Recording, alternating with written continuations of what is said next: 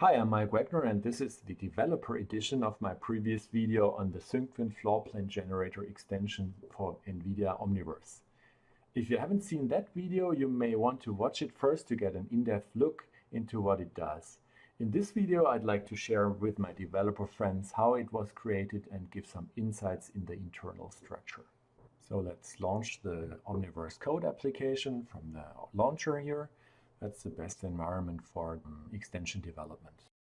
When we activate the Floorplan generator extension here in the Extensions tab, we also open the Visual Studio Code project by clicking this button. But before we dive into the code, let's check out what the extension really does. We select a bitmap or a PDF, and the extension creates this 3D textured plane for us. Then we adjust the scale by moving these reference points to known locations on the map. These reference points are actually transform prims with small sphere meshes attached to have a little visual representation. When we select both reference points and enter the real distance, the extension calculates the correct scaling factor for us.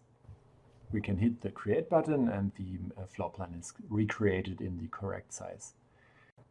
You can see that the label of the button changes to up to date as soon as we have recreated it. As soon as we move something like this origin reference point, it changes again to create. Here we have adjusted the origin of the plan. Now it's at the origin. Now we can use the floor plan in our scenario in the right size and populate it and get going. But now let's look into the code. The extension has basically 4 parts: the extension itself, the data model with two classes, the floorplan model and the floorplan image point for the reference points, the semantics, which maps the data model to the USD attribute structure, and the actual visualization part for the floorplan. Next, I'd like to highlight some points which seem to me helpful to know when you develop your own extensions. So let's start first with this import statement. When we get a PDF document, we use this PDF to image to convert it. For this external dependency, you have to write this piece in the extension toml, and it's important to specify use online index as true, because then it downloads it before actually loading the extension. So let's check out the data model. We've got 2 classes, the floorplan model itself. Both are Pydantic based, with the size and resolution and the scale.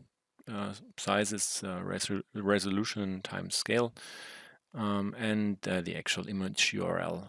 The points of interest are the reference points as with their own class in the image space, have a position, a name, and a type. And that's about it.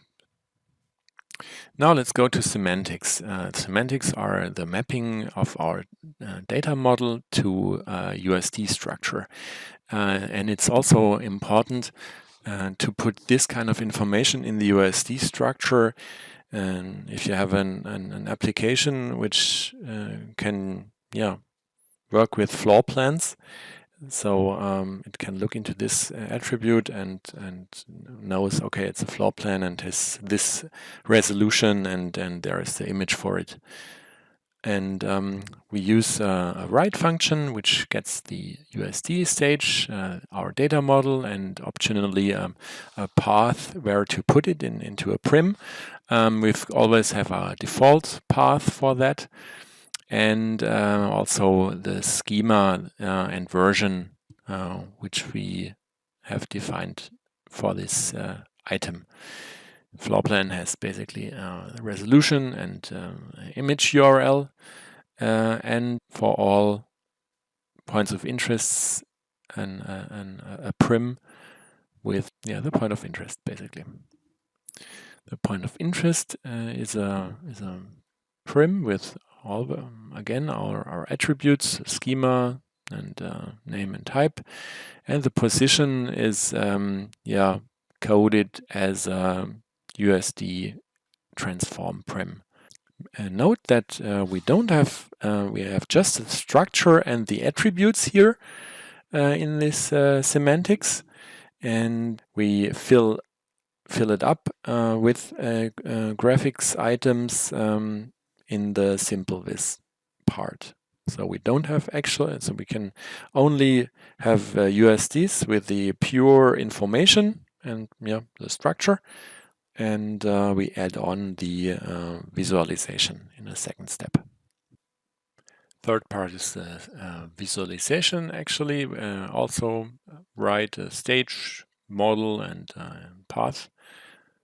And what it does, it supposes the structure from the semantics and adds a textured rectangle mesh with our image, and for each point the corresponding sphere mesh, as you see here.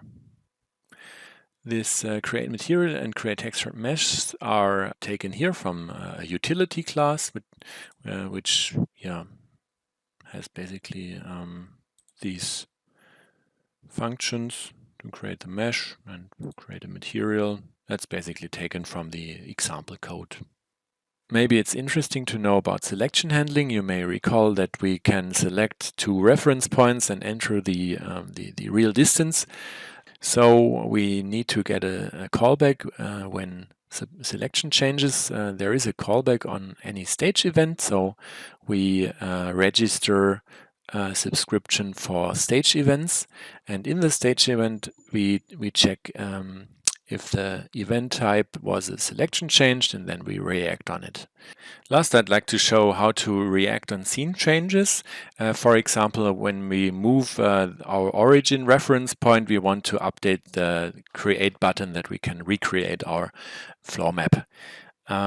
So what we have to do is to add a stage listener callback. We use tf notice register, and we want to know about object changes on our stage. And we handle this, so every time anything changes, we get our callback. And in the callback, we look for paths that are known to us, and these are the image point semantics path, actually. And if there's anything changed, we can react on it and update our user interface, for example. All right, that's all for now.